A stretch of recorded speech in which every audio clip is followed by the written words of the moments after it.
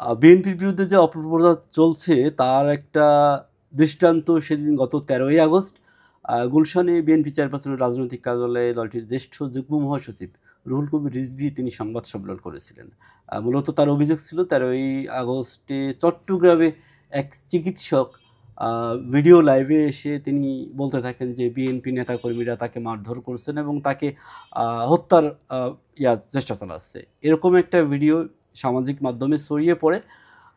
তারপরেই মূলত রুহুল কবির রিজভী সংবাদ সম্মেলন করেন। সেদিনকে তিনি ঢাকায় বাইরে যাচ্ছিলেন। খুব তড়িঘড়ি করে গুলশানে বিএনপি চেয়ারপারসনের কার্যালয়ে সংবাদ সম্মেলনটা করেন এবং সেখানে তিনি বলছেন যে ওই চিকিৎসক, চট্টগ্রামের ওই চিকিৎসকের লাইভ ভিডিও দেখার পরে তিনি এবং সংশ্লিষ্টরা এটা খোঁজখবর নিয়েছেন এবং খোঁজখবর নিয়ে যেটা দেখছেন তিনি আ তা আসলে বাস্তবতার সাথে মিল নাই। তিনি বলছেন যে তিনি ওই যে অ ও কথিত যে চিকিৎসক যে উনি হচ্ছে নকশা বহির্ভূতভাবে উনার আ ভবন নির্মাণ করছিলেন।